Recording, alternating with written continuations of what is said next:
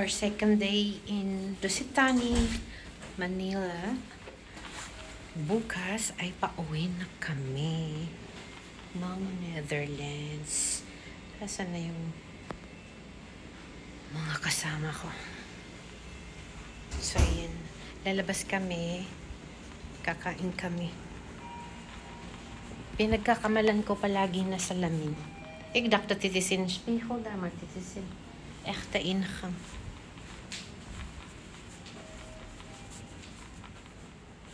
Refill. Okay.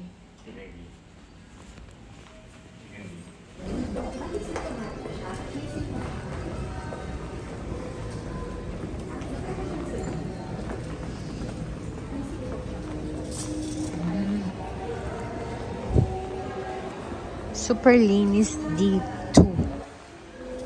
De ontbijt is niet vol, is misschien al klaar.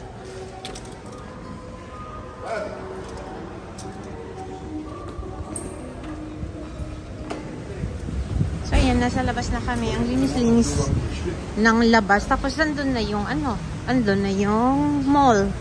O diba? Wala kaming planong umalis ng malayo today. As in, relax lang. Magre-ready na para pauwi. Para makapag-relax na din. Yeah, ano na yung mindset na uuwi na. Ganda yung weather. Hindi pa masyadong mainit kaysa kahapon. Kahapon sobrang init. O, ayan na yung mall. O, diba? Maganda dito sa ano, sa Lusitani kung gusto mo lang ng yung mall area ba. Lapit sa BGC, ganun.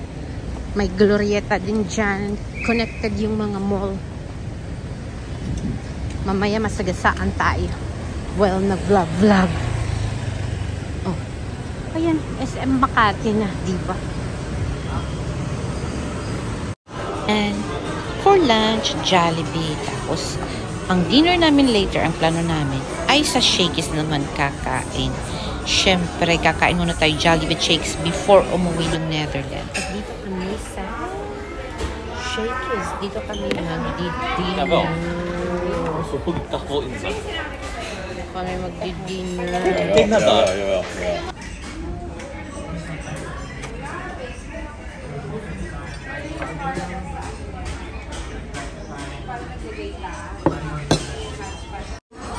Of course, may carbonara tayong in-order.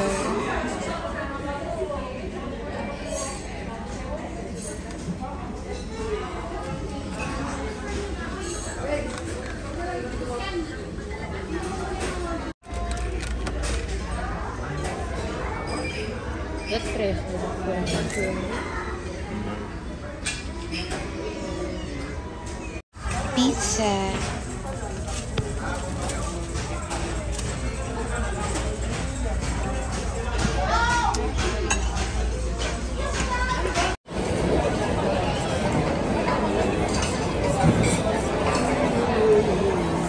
And of course, hindi mawawala ang halo-halo, no?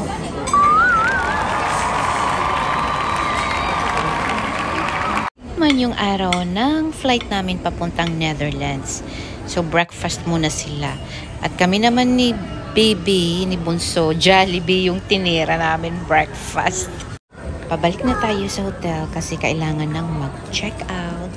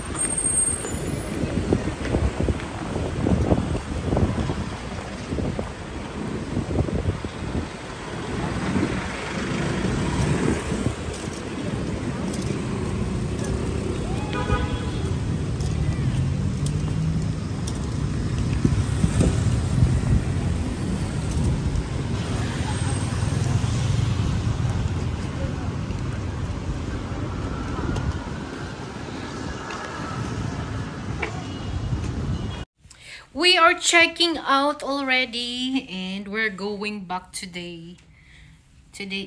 This afternoon is our flight back to Amsterdam. So, ayan. Nakapag-breakfast na kami. Anong oras na ba? 11:38. Pupuntahan na namin yung mga bata kasi alas 12 yung check-out time dito. Tapos naman, yung maghatid sa amin sa airport, 12:30 kami. Ihahatid sa Naiya. So, ayan, puntahan na natin yung mga kids. Mamaya na ako mag-vlog kasi hindi ko mahawakan ang cellphone.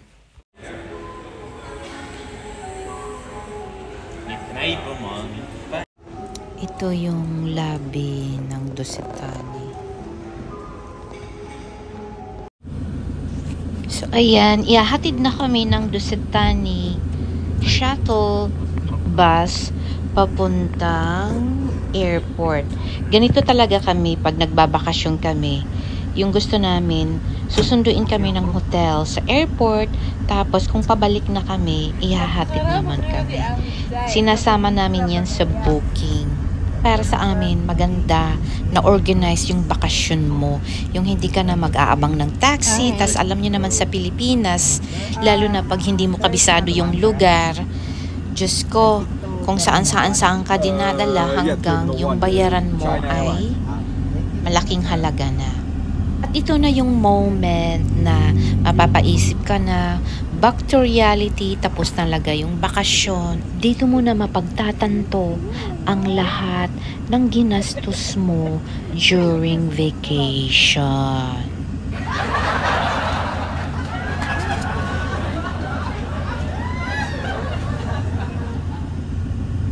Mahal magbakasyon sa Pinas. Grabe talaga, as in, madaming gastos. Mahal ang Pilipinas. Mahal magbakasyon ng Pilipinas. You have to make sure meron kang at least 1 million pesos. Lalo na buong family ang kasama mo. Totoo, seryoso yan. Iba kasi ang culture natin eh. Ulang naririnig ko sa mga colleagues ko na mga taga-Italy, Hungary, babakasyon sila sa lugar nila, sa family nila. Wala daw silang ginagastos. Pilipino, pag magbakasyon sa Pinas, Diyos mio marimar, ikaw lahat ang magbabayad. Pati pa ang kuryente nung nagstay ka doon during vacation mo, ikaw pababayarin. Isa nagkukwenta ako pero nakakalukang culture yan ha. After sa bakasyon nito, hindi muna kami magbabakasyon sa Pinas sa 2025. Pero after 3 years uli kami magpupunta sa Pinas kasi Diyos ko, ang mahal magbakasyon sa Pinas. Mamumulubi ka sa gastos. Please don't get me wrong ha, pero totoo po yan. Walang moment na nilibre kami. Kasi ganyan ang culture ng Filipino. Nakakahiya kay Afam ha. Alslatsta. Nok nito pa. But of course, super enjoy naman yung bakasyon namin.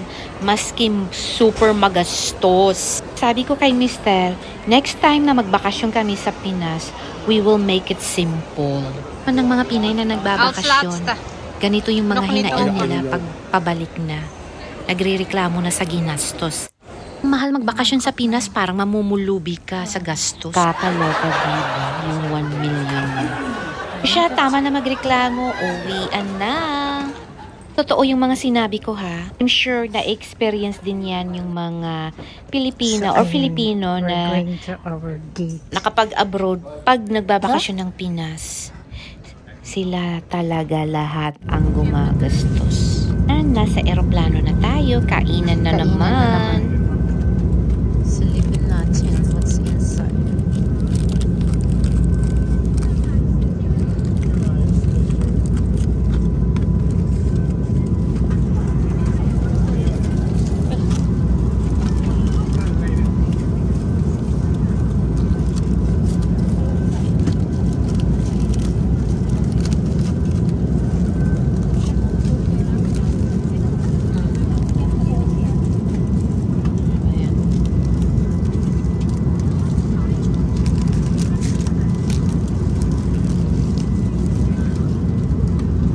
Iting ko lang po ha, hindi po sa nagkukwenta ako sa mga sinabi ko kanina. Pero yun naman kasi ang totoo eh. Naiintindihan ko yung ibang nakapag-asawa ng AFAM. Minsan lang umuwi ng Pinas or kung umuwi man sila, sila lang, hindi sinasama si AFAM or yung mga anak.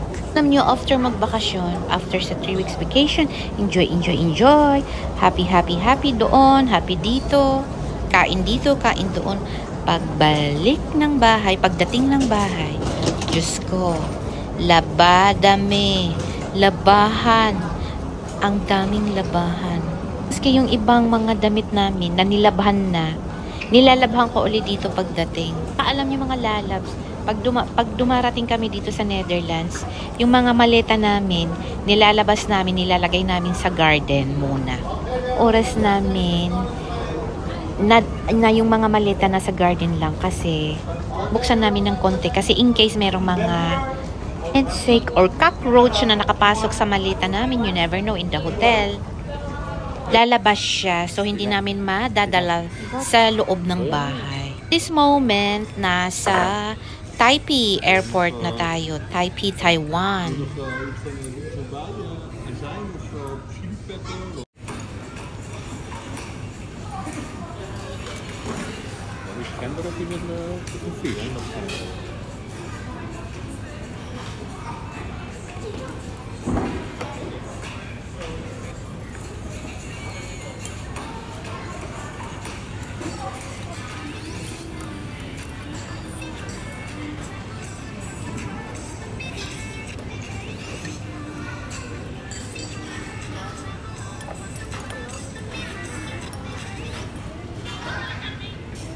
Agi pikir.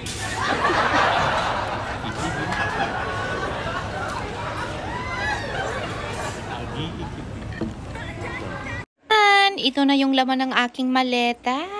Huhuli ang bulad. Meron tayong utap. Next time dadamihan ko yung utap at saka lalo na yung ruskas. Yung ruskas talaga yung pinakagusto ko dito. Promise. Ayan. Nagdala talaga ako ng Tupperware para yung ruskas ko hindi siya masira, hindi siya madurog. Ruskas pala ay delicacy yan ng Carigara Leyte. Mga laman-laman ng aming maleta, di ba nakakaloka, parang nag-grocery. Tapos thank you pala, yan yung banana chips ba yan? Bigay ng aking kapatid. Kuya Noy Noy. Kami naninigarilyo pero may sigarilyo akong dala kasi binibigay ko yan sa mga katrabaho ko.